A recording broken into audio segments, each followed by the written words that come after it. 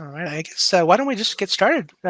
It's the We're on the hour here, and we've got some good things to cover. So, welcome to the SolidWorks Simulation Symposium, a place where we talk about all things simulation, but mostly SolidWorks simulation, where all simulation is treated equal. We don't discriminate. If we know it, then we'll just talk about it. So, my name is Enrique Garcia, the self-proclaimed simulation sensei and senior simulation specialist here at GoEngineer. I'm accompanied by the legend, the quantifier of quantitative results himself, senior simulation specialist Nick Pusateri. Nick, how you doing, man? Hey, good to be here. Happy to be here. Nice. Yeah, nice finally doing a webinar with you, huh? Yep, finally. Very cool. Yeah, we've been doing some other projects, and we thought about this idea of putting something together where we can just talk about simulation with just in a little kind of candid scenario, and we came up with the Sim-Posium. So very cool. So let's kick it off here. Let me share a little bit about myself before we get started. All right. So, like I mentioned before, I'm a senior applications engineer here at GoEngineer. I specialize in our simulation products. Been doing this for, 16 years now. I have a decent number of certifications that I've procured over the years, and I really enjoy helping the community as best I can with what I know. I think I'm a natural teacher. I just love the collaboration, the instruction, the aha moment people get whenever we showcase and we share knowledge. So that's one of the biggest things, and I think that's also part of where I come from. I was a high school woodwind instructor for a little over 10 years here. I'm from the Arizona area, out in the valley. Worked with a couple of high schools for a while, so I think that's just a passion of mine, is working with students, and I've always gravitated towards that. I just really enjoy doing presentations and outreach events with schools and students whenever I can. Just collaborating is a big part of what I like to do with different communities out there.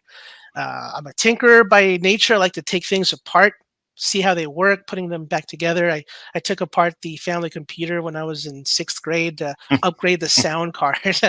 I've always been How'd a that big go? music guy. I went pretty good. I got it all dismantled. I didn't know exactly where the sound card was, but once I figured it out, I put everything out kind of. I just organized everything, and my dad shows up from work, and he flips out, and I got in trouble. But I told him I can put it back together, and I did. And so yeah, I like to take things apart, man, putting them back together. I think that's my thing. I recently got into watchmaking the past 2 years, so I've been restoring watches and giving them a service. It's been a lot of fun. It takes a lot of patience. So I think. But yeah, that's kind of a little bit about myself. I'm a big foodie as well. My family owns a local restaurant here in the Phoenix area called Miracle Mile Deli. And so I grew up around the food service industry. Customer service is a big part of my ethos and who I am. And it's you just work at the family restaurant, right? If the restaurant needs blood, you give it your blood. So that's part of hmm it. Yeah. But yeah, it's a little bit about myself. How about yourself, Nick? You want to introduce yourself a little bit? Yeah, so my name's Nick Pusateri. So I guess you could say my title is a senior specialist in simulation here at GoEngineer. I do reside out of the St. Louis, Missouri office location. Um, as you can see on the screen, that's a little bit about me, but I have worked as an engineer in the power, recycling, and mining industry. Just to kind of echo basically what Enrique said earlier about certifications, I have many certifications in SolidWorks Sim and beyond. If you'd like to know more about that, let us know. That's something we can give you information on for SolidWorks certifications. Absolutely. And I think we actually have classes that reside around taking certain certifications. Is that We correct? we do, and we actually have a landing page on our main website at goengineer.com that allows us to take a look at what you need to do with different topics and small little videos that will help you, give you tips on what to Uh-huh. study, different Okay. strategies on how to take these exams Yep. because they're pretty tricky. So Yep. Yeah, they are not easy. But a little bit about my past career. I was actually a mechanic for 12 years, so I was just a regular automotive shop mechanic. Then I became a fleet mechanic working on big equipment, and then left that world, went back to school for mechanical engineering, got my degree in mechanical engineering. And then something else about me is I don't do as much weight training as I did when I was younger, but this whole getting old thing isn't pleasant, right? You can't lift as heavy as you did before for weight training. So, Lower but back I still, issues start creeping up, yeah, right? exactly. But I also like to do archery shooting, a compound bow. That's something I enjoy doing. I'm not much for hunting, but I like the science behind the bow. It's just a lot to a compound bow and shooting an arrow. So Nice. that's a little bit about me. Right on, Nick. Yeah, well, thank you for that. All right. So before we get started, just a general slide is showing the major types of simulations that we can do within the SOLIDWORKS portfolio. So we will be focusing on this portfolio, but hey, if there's topics or questions that come up about 3D Experience, Abacus, ANSYS, yeah, we're happy to help and talk about whatever we know. So here's the general agenda for our show today. We'll start by talking about some GoEngineer and simulation news. Then we'll transition to our showcase questions that we want to share with you all today, and we'll end with some time for your own questions and comments along the way. If you do have questions along the way or comments that are associated to what we're talking about, please feel free to put them in the chat there under public or the Q&A section as well. We'll be monitoring those. And if everything goes well, we'll be able to respond and collaborate with you all. If there's a question that comes up and we don't know, if you guys know, definitely feel free to chime in. This is meant to be kind of an interactive thing if you want, or a passive kind of radio show thing if you'd like as well. So it's up to whatever we want to make it. All right, so let's talk about some GoEngineer and simulation news. The first piece of news I wanted to report to you all was just the simulation license deal that I ran into that I thought was pretty good. So GoEngineer is selling a license for this quarter of Sim Premium for the price of Sim Pro. Or if you're in the market for a seat of Sim Pro, you can actually get that for a price of Sim Standard. So that's kind of nice if you're and also we're able to give this deal for perpetual seats as well as for term license versions. So if you're not familiar with the term license versions, that just think of it as a lease. If you're leasing a car or something, you can lease the license, so you can kind of get in for a lot lower if you needed to just use the tool for a project or two and not own it perpetually. So yeah, if you're interested, give your account rep a jingle and make sure you do it sooner than later. I think you have until the end of this Friday, March 29th. So you have about 2 days left. But yeah, Nick, pretty good deals, man. Yep. You'll get basically if I'm looking at the general cost of premium, you get it for like 35% off, 30, Yep. 36% off. Hmm. And you get a better deal if you're going for pro. You get it for the price of standard, which is about 55% off. Hmm. Yep. So yeah. So that's one piece of news here. You got anything for us here, Nick? Yeah. So moving on, the next item we wanted to report on was to have everyone check out the GoEngineer community page. So the website is easy to remember. It's community.goengineer.com. So this is where you can collaborate with other fellow SOLIDWORKS and simulation users, as well as with our technical staff here at GoEngineer. So we have a great landing page that takes you to many useful areas, such as our GoEngineer clubs or our forums, which are broken down into separate categories for SOLIDWORKS and the 3D Experience platform. Yeah, right on. So yeah, there's so like Nick was saying, you can sort through just different topics, discussions, and you can post or collaborate on existing entries in our community related to SolidWorks and simulation specific topics for us here in the community in the Sim-Posium. Both our talented tech support team and our application engineers like Nick and I frequent the community. So yeah, we offer our feedback on the regular whenever we can, and we pop in there. Look for any simulation questions. So it's completely free to sign up and participate. So give it a go. You don't have to be a customer. You can be just a student as well if there's some students out there. But it's a great place to ask those passive questions, right? That aren't particularly pressing, or you have a deadline, right? But you don't want to get into it with someone and have a formal kind of troubleshooting session. Just pop it on the community there and just get some feedback. Just whenever it comes up, maybe after hours and things like that, or if you have maybe I've had other customers use it for maybe an annoying behavior. Maybe you experience something and it's kind of annoying, but it's not going to break the bank, and you just want to get some ideas for a fix, right? So again, the Mhm. website is community.goengineer.com. And speaking of GoEngineer community and other related news, we've started to host our own file library on here as well. So it's completely free to download and use. It's only a few months old as of this show, and so we're encouraging everyone to upload and share their fun or functional models up here. We want it to be a great resource for everyone that's part of our community here, and be able to pull a model and easily test a concept, or be a place to gain some inspiration for their own projects. So good Yeah, place to upload or to download from there.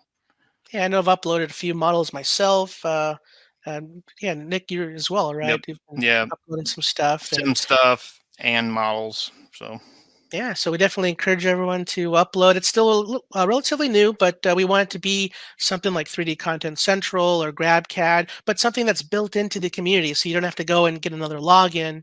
If it's there, you might as well do a quick search, right? You might find something that could be useful for either just a quick check, or just a collaboration deal, a proof of concept kind of deal, etc.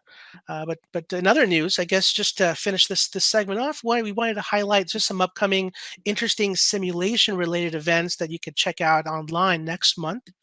good The first stuff. one, yeah, man, the first one happens on the 3rd of April. So definitely next week. If you've ever been interested in learning a little bit about our parametric optimization tool, or about the topology optimization capabilities, go check out this presentation there. If you want to learn more specifically regarding the topology simulation, check out the second webinar that's going to be presented on April 16th.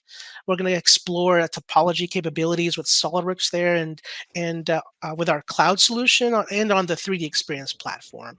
Just some ideas. Some other things in news here.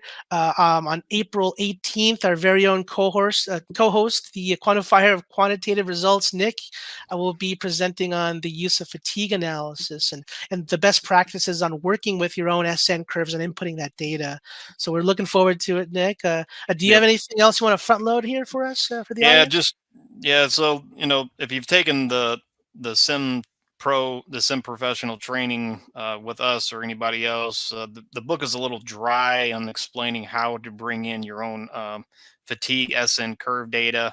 Yeah. I pretty much go way more into careful what I'm saying here. I go a bit more into the weeds on how to properly bring it in more than what the training book does. Yeah, So. we definitely need that, man. I know when I teach the class, we go through it, and then we're like, oh, yeah, and here's the SN data. And then that's Hmm. it. The book doesn't comment on where Yeah. the heck you got it from, what do you need to do to it, if you need to massage it. There's a couple of error messages you might get. And Hmm. so, yeah, it just kind of leaves it open ended. So, yeah, we're looking forward to it.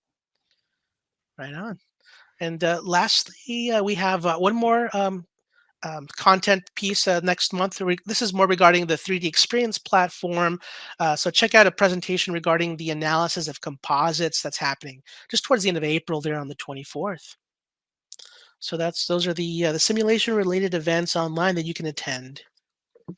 But that's it for the Go Engineers and simulation news. So let's get into the main event here for the symposium, the meat and potatoes, as we say, right, Nick? So Yep. we're going to be talking about some simulation questions. So Nick and I have a couple of different segments we want to just review with y'all. Since we use a tool every day, right? We're experts on learning and working with the tool, presenting the tool. We get questions asked almost every day. Some of them are repeats, some of them come up during class. So we thought this would be a good segment to share with the community, such as yourselves.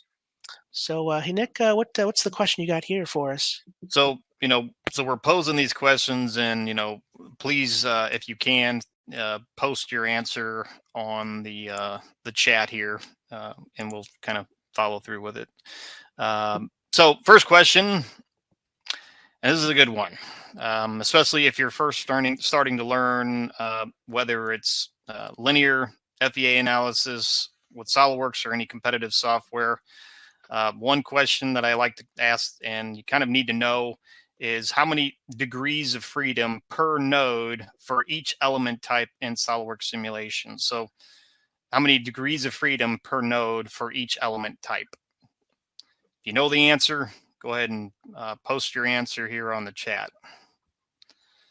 Maybe, so Yeah, let's say, give me the three types and the per node, the three types of elements, and then per that element, how many degrees of freedom per node of that element. yeah, we got one person, but a question while we're waiting there. A question you may be asking: well, what the heck is a degree of freedom, right? Nick, you got an answer for us? So I What's your say, definition of it? yeah. So I say a degree of freedom is where it solves in at the node. So so you have, let's say, a solid tetrahedra element that can either be draft or high quality, and at each node, uh, it solves either all in the translation XYZ or only in rotational XYZ. So that's kind of what we're talking about here. So when we say degrees of freedom, we're saying where we're solving at in the node of the element. Yeah, I think we're thinking the same thing. The way I think of it is when I teach it in classes, I think of I tell someone if you palm a basketball, well, what can you do with that basketball, right, in your little environment? You can move it in X, Y, and Z, right, or a combination of those, or you can rotate the thing about X, Y, and Z, right? So, but yeah, I think Mhm. we're getting some answers here. A couple people are saying six degrees of freedom.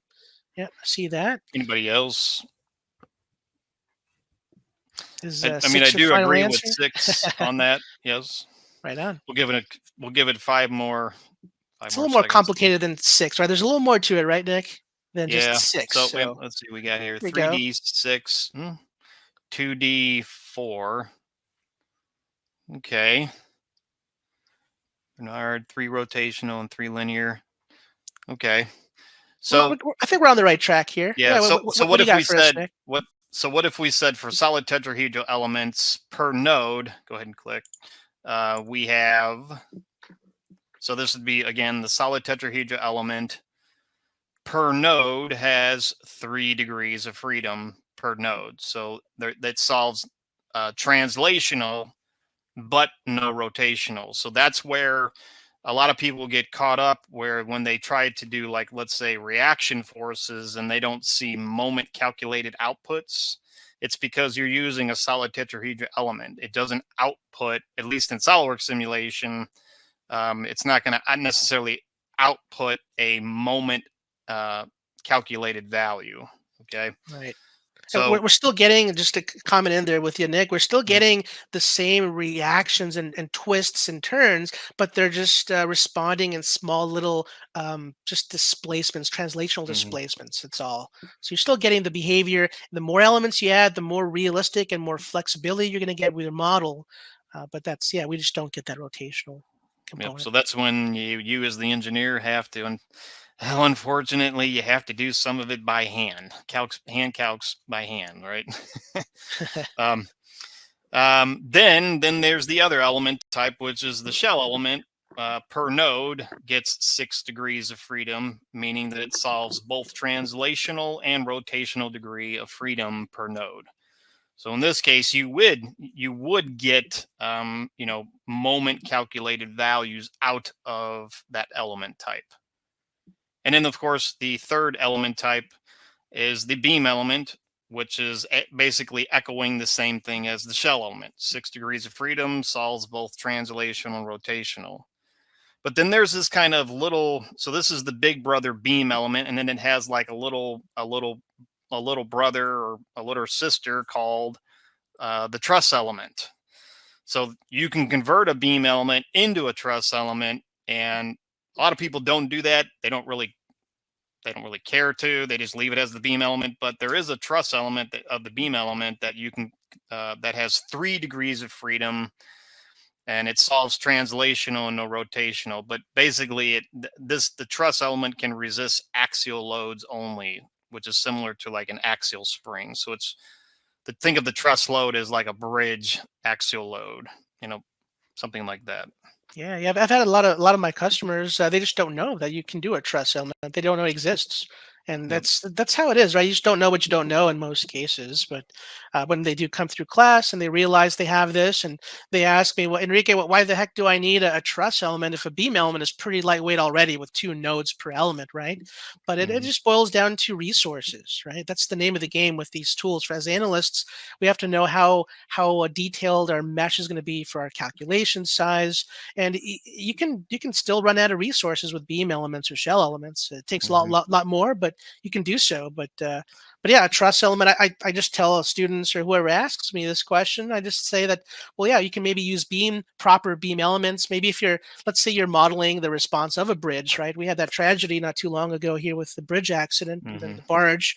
But yeah, what if you're trying to figure out, maybe without that tragedy, you're trying to figure out the response of maybe this bridge. Well, you put maybe beam elements on the ends that are attached to land, and then maybe in the middle there's not that much rotational components that's happening. Those can be neglected. That's mostly axial responses. So then you treat a good portion of that middle portion of the bridge as truss elements to save some degrees of freedom and some extra calculation time. So, or limit, or just to decrease that calculation time a little bit more, make it more efficient.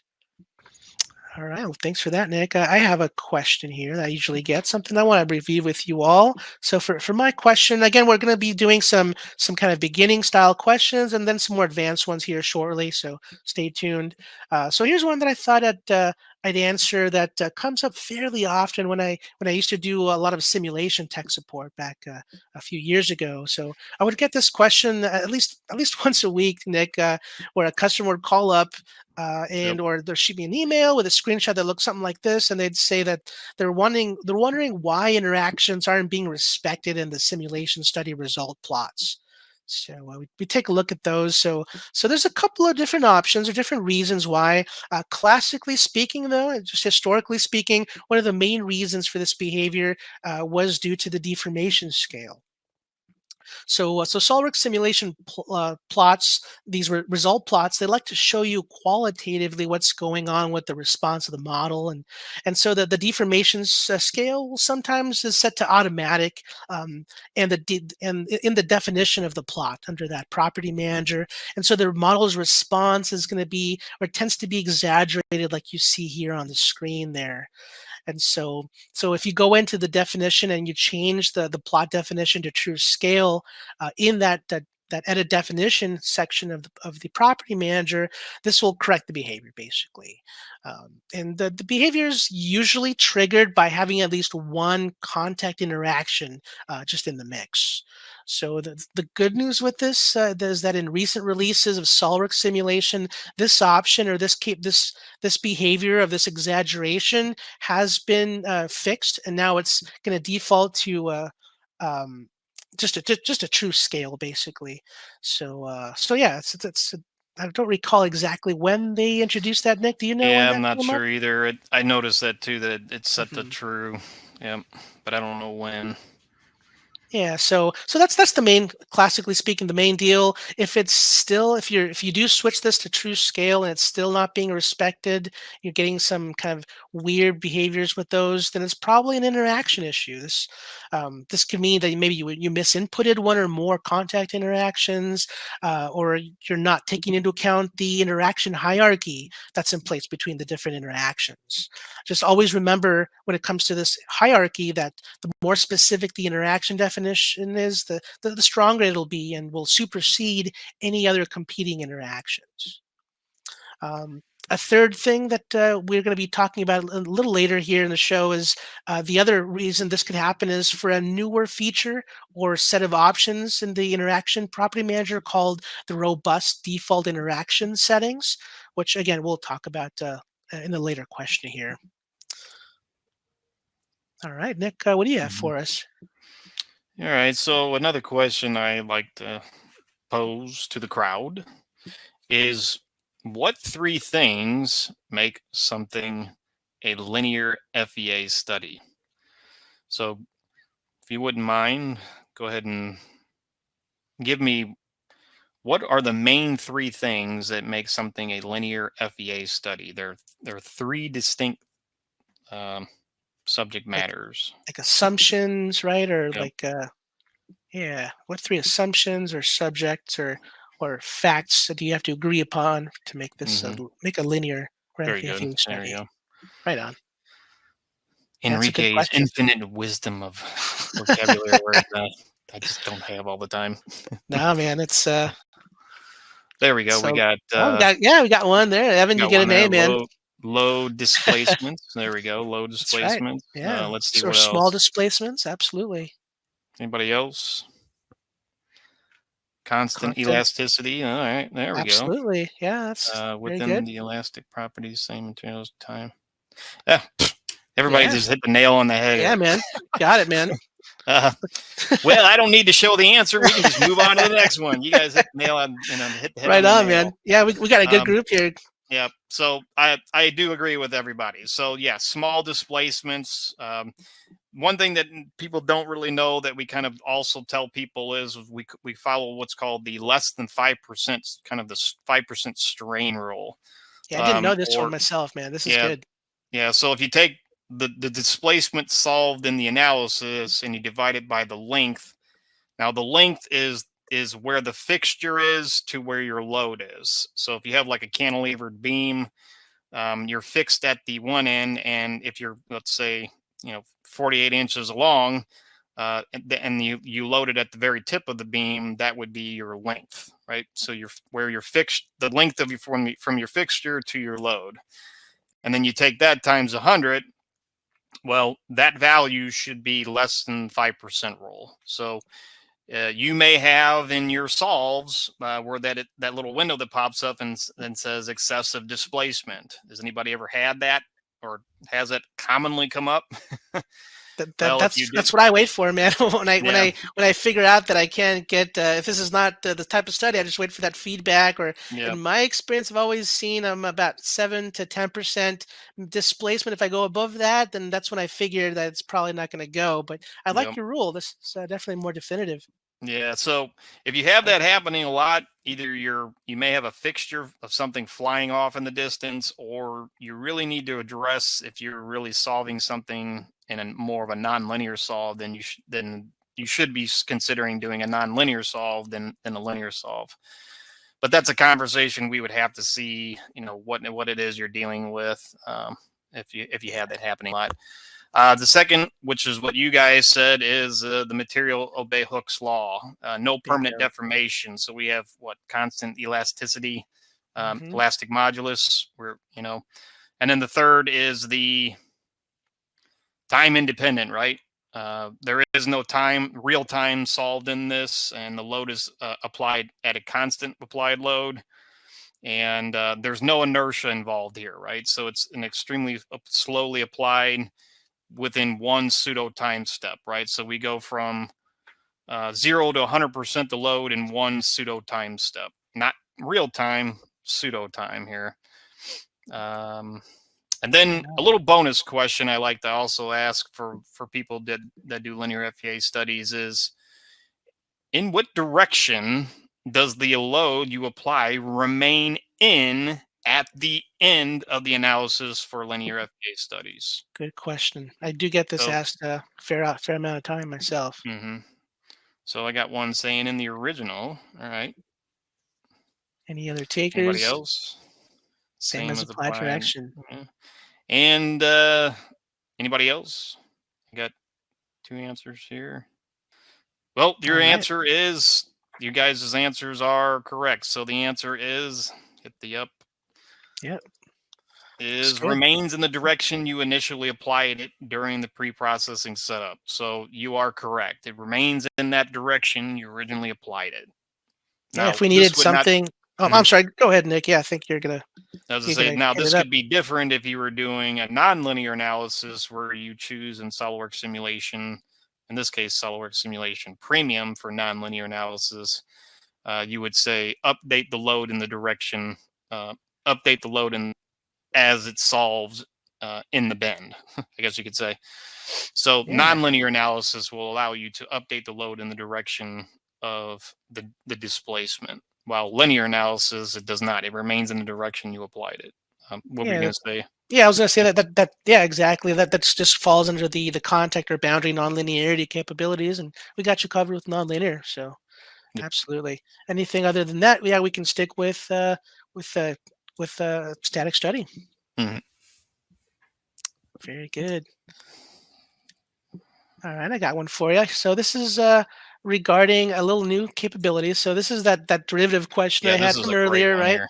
I love this So one. I get this asked a lot in my classes in recent years, and so the question is, or in newer versions of simulation, we have this in the property manager. We have this what the developers call the robust interaction settings, and so the question is, can I just ignore the thing or just can I ignore this little new gap settings under the interaction property manager?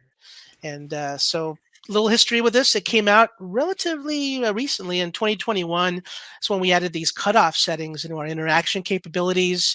So they basically allow you to still apply interactions between slightly imperfect geometries, just maybe due to unintentional gaps in the models. It could be because maybe improper modeling practices or maybe just import geometry errors, right, from an import from another modeling kernel. So if you're bringing in this in from another CAD software, and so the question I get asked again in class is typically, can I just ignore them or can I ignore the settings? And the short answer, I guess, is most probably. If the assembly that you're analyzing is relatively small, there's it's just easier for you to review your interaction definitions later, right, in case something happens. But the better answer is really not, right. You should definitely not ignore them, especially if your model is more complex. You may have just many different combinations of interactions. The default values that are shown here on the slide here are pretty good for most users in general, right? For most models, but you should definitely understand what each setting really means, just to make sure that the results are and yeah, your results that you're going to be outputting are as intended or just meaningful in general. The setting that I like to pay extra attention to, Nick, is and it even gets me now, just once in a while, is the local interaction contact setting of gap range to consider Hmm. contact. That one just maybe also like two faces that are really far apart, right? And the actual gap range distance is over the limit entered just to consider the contact. And if I'm not paying attention, man, it'll just that to that specific interaction just becomes totally ignored. And then when I look at results, they just look funny, and I'm not sure what's going on. I have to review the interactions. But yeah, speaking of reviewing these interactions and these definitions, if you want to check them out for yourself, I highly recommend it. Go over to the little help menu icon there, just in the little shortcut icon on the top right corner of that property manager, just to open up the corresponding article in the help menu for SolidWorks, and you can look for the robust setting options there. But Yeah, and I guess to kind of add to that, I always kind of tell people the easiest way to kind of think of it is with that screenshot on the right in the red box there. The 10% is the characteristic length of your model. That's the default it uses, and that value that's to the right of the 10% is stating that this local interaction that you're creating, if the any gaps that are this or lower will create this local interaction. Anything above that 23.2798 flippity do there, it will not create that gap, or I'm sorry, will not create that local interaction. So anything that's at 23 point, 27 and lower, it will create that gap. Anything above that, or it will create the contact. Anything above that, it will not. That's kind of how I think of yeah. it. Yeah, and it's a big pivot, right, to what it was before Hmm. 2021, where you just said, "Hey, take this face on part A, face on part B. Doesn't matter what the gap is, just respect them, whatever with whatever I tell you." But now there's Hmm. a consideration there, so Yep. that definitely can throw us off. Yeah, thanks for that, Nick. So what I think we got some more here from Nick. Yeah, and this is one that kind of throws people off, especially when you're first kind of showing SolidWorks simulation, and then introducing different packages of simulation to people. But there is a well, a question I like to ask is what is the difference between a design study and simulation standard, or even in SolidWorks Premium, I guess you could say, Hmm. versus using the SimPros with optimization option for a design study? Does anybody actually know you know know the difference between just a standard design study with simulation versus SimPro's version of that with optimization? Does anybody know the difference? That can be confusing, man. Yeah. So we got an answer. So standard and pro do not set goals. Optimization. Okay. Pretty much, yeah, pretty much hit the nail on the head there, Roddy. So I guess for an answer, so let's give it for those who may not be familiar with using this thing. So go ahead in the next slide here. But um, you know the so when we say a design study is the ability to perform, and now I have to be careful here because this is the textbook version of what SolidWorks gives, is they define a design study as the ability to perform an optimization or evaluate specific scenarios of your design. So the design study offers a uniform workflow for the optimization and evaluation of studies. Now, unless you have the license of SimPro, you cannot turn on what you'll see here in the next slide is the optimization method. But you can create what you'll see here on the slide here. The picture on the left is you're creating parameters that are going to be used in the actual design study. You'll run the design study, of course, using simulation within the design study, and then your output certain amount of iteration values, and then you have to kind of go through each one and find the one that's the most optimal or the best of every iteration. Now on the next one here, um, an optimization study, which is in SimPro, is when you specify values for each variable, either as discrete values or as a range. So you can use sensors and constraints as goals. So that's a key thing here is with optimization, you're setting a goal. With the design study or a regular method of design study, you don't have that option. So the software runs iterations of values and reports the optimum combination of values to meet your specified goal.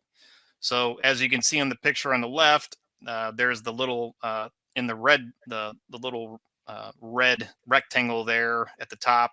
That's where you turn on optimization with your Sim Pro license or Sim Premium license, and then you kind of set the scheme for your um, for everything else, like your constraints. And then down below is when you set a goal. So when you turn on optimization, you can set a goal of, could be minimizing the mass. The majority of time people, it's minimizing the weight.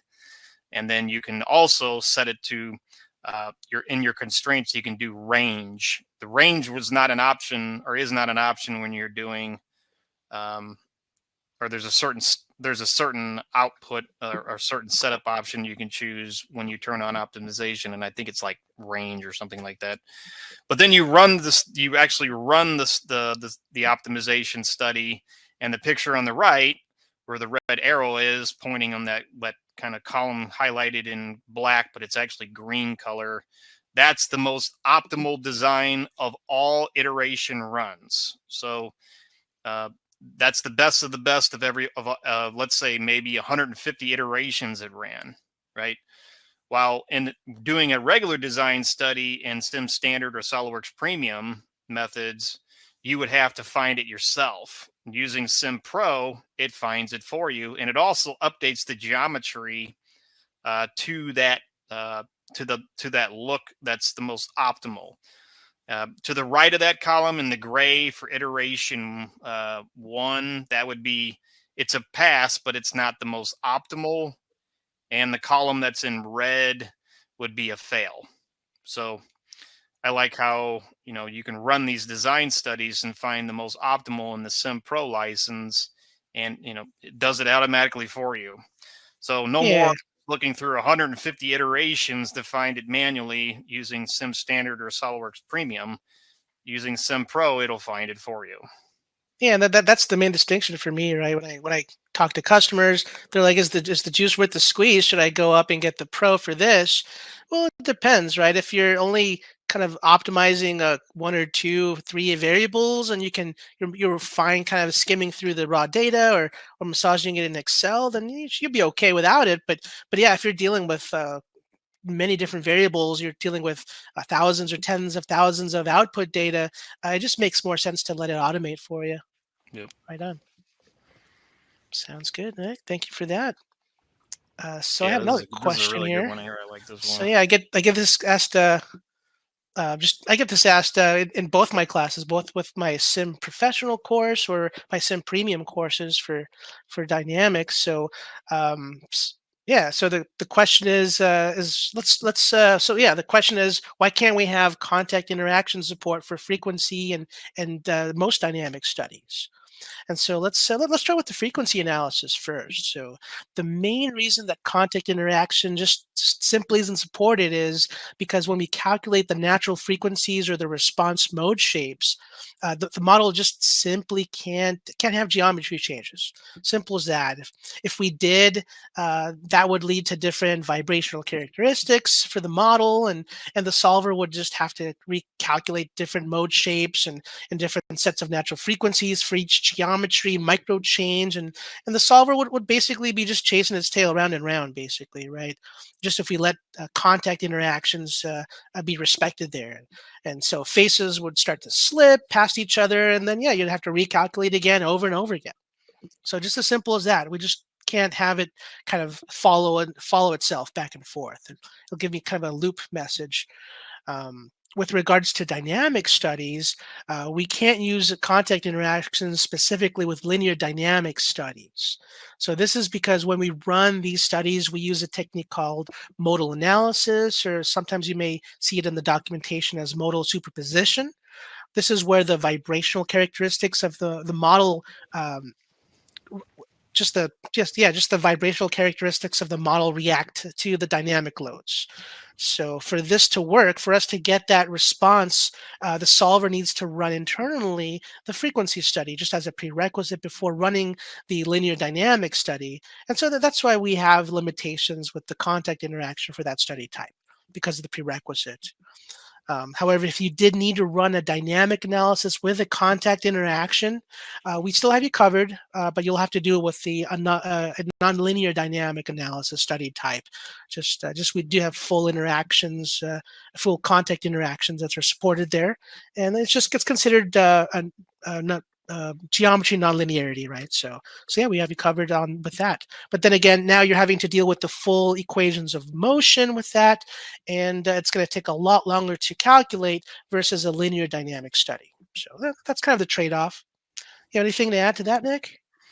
No, I just really like the question, and people need to be aware of it if they're doing linear dynamic studies. It is something that's not.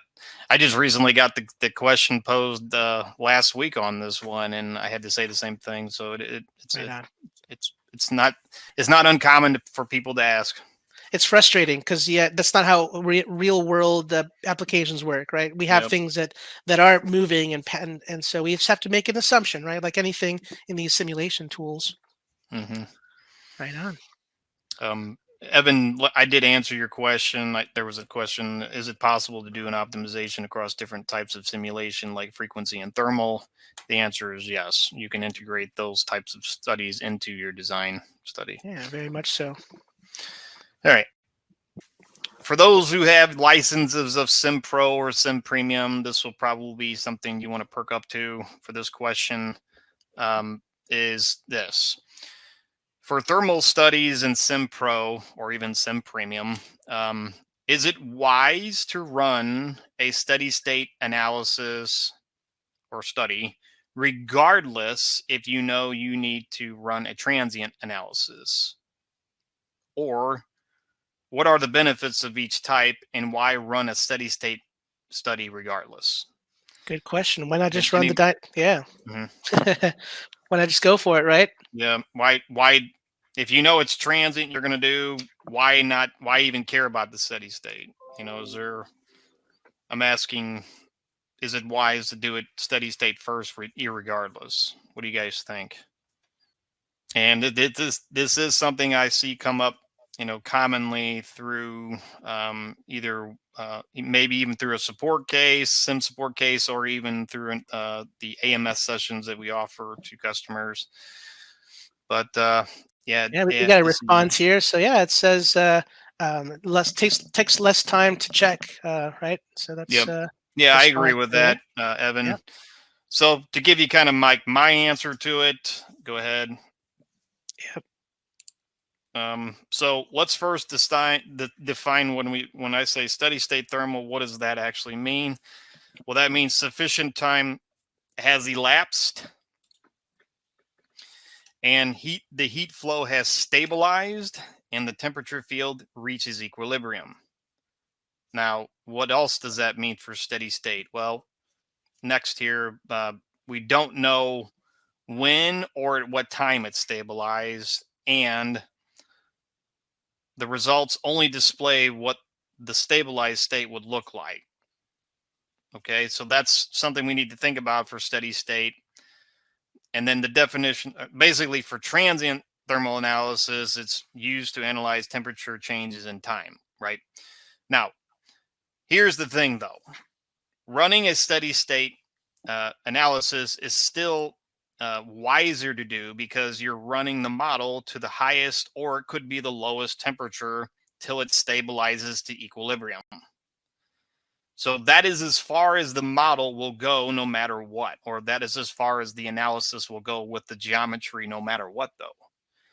So the transient is only telling you when it will reach that point, but it will never go further than that with uh, further than what the steady state will do already or already has done for you if you run both types. So again, I I'm recommending, or I think it's wise to run the steady state, even though you're going to run transit, because this is what your goal to work to. This is as far as it's going to go. Then run your transient to say, okay, I know that's what I got to get to, and then you can look at the results at any time step at between those to see any results, at time 1, 2, 3, or whatever it is. But at least from the steady state what you're going to get to, and that's as far as it's going to go. And I hope I that would makes even sense. add, yeah, that I would add, Nick, also when it comes to troubleshooting, the troubleshooting aspect is always a big component to any analyst, right? So if you do if you do a steady state analysis, a thermal Hmm. analysis, if something goes wrong, something looks funny, well, it's easier to troubleshoot in a steady state versus a transient Exactly. thermal Yeah. analysis. Yeah, and then you can also confirm it even runs with steady state. Why don't make it so complex in the beginning? Start simple and then make it complicated as the more you analyze it with simpler tools. I hope that made Yeah, sense too. So yeah, definitely. Yeah, thank you for that. So I got one for you here. So here's a just a question I get asked as well, just when I'm in meetings and people are curious about simulation. So question is there a way to automate the result convergence process in simulation? So let's talk about what is result convergence here first. I think that's a huge topic for all of us that are analysts. If you don't know what it is, it's great to know about it. If you know about it, it's always good to help make sure you're barking up the right tree, right? And you understand what it means, and if there's tips on how to refine that. So result convergence is the assurance that you have simulation results that are stable and as correct as possible. Either whether that be numerically speaking, meaning that the result values don't change in the areas of interest with further refinement of your study. So the key here for us is the term refinement of your study. So there are three ways we typically refine our simulation studies. And this could be for any simulation application, not just SOLIDWORKS boundaries. It could be any FEA or CFD application. And so we do this by adding more detail to the mesh, by adding more calculation nodes typically. We also do this by making the study features or constraints more accurate to real world setups. This could look like maybe adding a specific friction coefficient to certain interactions, or by using custom materials that you've procured. And lastly, the other way is by modifying the geometry just of the model itself by including either more detail or detail-oriented features, something to make it look to be more realistic to the real-world model. Hmm. Um, Again, whether that be small holes or other detail-oriented features, which again are all going to be done in stages, right? You want to increment these things and incorporate them just to see what kind of response you get in your results, to see how consistent they are, and they should be. So that's what I mean by that. So now when it comes to automation in our tool, in our FEA simulation tool, we can only automate the mesh detail aspect of our result convergence. The other two aspects would have to be done manually, as they've always been done. So there are two approaches there, Nick, to the automation tool that we teach in our simulation tools. We call them P-adaptive and H-adaptive methods. So both of these techniques will ultimately apply more calculation nodes in the model to increase those degrees of freedom that we want for our study. The way the automation works here is that we set a certain goal for either the H-adaptive or the P-adaptive technique, and the solver will automatically start to calculate the study over and over and over again each time, increasing the number of calculation nodes, and then we'll just stop once it reaches the desired goal. Um, each of these techniques has a different way that it can add more calculation nodes to the study. For example, the H-adaptive method, that's the one I think is more popular, the one that's easier for most Yep. of us to kind of visualize. And this one adds it in a similar way that we would do it manually, by increasing the mesh density with like either the slider bar in the mesh property manager, right, that little general slider bar, or maybe by adding mesh controls to tighten the mesh, which will add more calculation nodes, but it will also add individual elements as well. It'll reorganize and remesh the model with all the nodes, and then it'll just connect the dots to make the elements. Now, the P-adaptive method, the second method we have in our tool, adds nodes differently than the H-adaptive. It keeps the same starting amount of elements, but increases the order of the elements in the way it adds more nodes to the model. Let me give you an example here. So it starts. Let's say we start with an initial mesh, and it's a high quality elements, and we have a certain element size, right? So we have high quality elements, like I mentioned. Those give us end nodes and they give us mid nodes, and then we run the study. And if as it's going through this P adaptive method, if it needs to iterate again, it will increase the order of the mesh or the order of the elements to add nodes between those end nodes and those mid nodes, and so on and so forth until it reaches a goal. So both techniques have fail-safe settings so that we don't snowball into super large or unsolvable divergent calculations. And they're done a little differently, but I just want to let you know that we do have those. If you're wanting more information about them, definitely check out either our courses at GoEngineer, YouTube also. Like Nick and I are students of what we call the School of Hard Knocks, right, Nick? Where Yep. we just learn stuff either on YouTube or wherever we can, whether that be the official content that we have for Dassault systems or wherever we get it. So check out H adaptive and P adaptive settings. So next, we're going to answer. We're going to move on here. We're going to answer. We've been answering a lot of FEA-based questions, right? So we're going to answer a question from our GoEngineer community. So Kelsey Leachy last month in our community asked the following question about flow simulation. So the question reads, I ran a simulation of air flowing over a large diameter pipe lined with refractory without any warning messages coming up. Sounds good so far. I noticed some odd behavior, however, when adjusting the outside temperature and wind speed. So I decided to add a thermal joint between the layers of refractory. And then a warning message came up saying unresolved network assembly immediately popped up during the next simulation. So I was able to recreate that error message. You can see it on the screenshot there. This is what she got. So what does this message mean and what needs to be done to get rid of it? I have already tried refining the mesh. That's a good technique to try in the thermal joint areas in case it was too coarse, but the warning still comes up. But yeah, that was a good try there. I think refining the mesh in general is great, especially for like a transient study or something where there's a lot of detail maybe in the areas would definitely help in general. But yeah, first of all, thank you for the question, Kelsey. So I have seen this message come up when you apply a thermal joint feature to faces that are touching or coinciding in the model. It's definitely a strange feedback, right, Nick? It's the Hmm. verbiage is not great. It's some verbiage about network assembly. What the heck does that mean? So Yeah, for flow it's not sim, well, it's not good. I was gonna say it's not great. It's not even good. It's pretty poor. So the trick is the thermal joint features meant to idealize or represent geometry that's not present basically in the model. Things like either a thermal compound layer or a very thin layer of material or shielding of some sort that maybe would impact the conduction or heat energy transfer in the model. So overall, it's meant to be used with geometry that has some sort of deliberate gap. And it sounds like your design there, Kelsey, didn't have that prerequisite gap. That's really what it boils down to.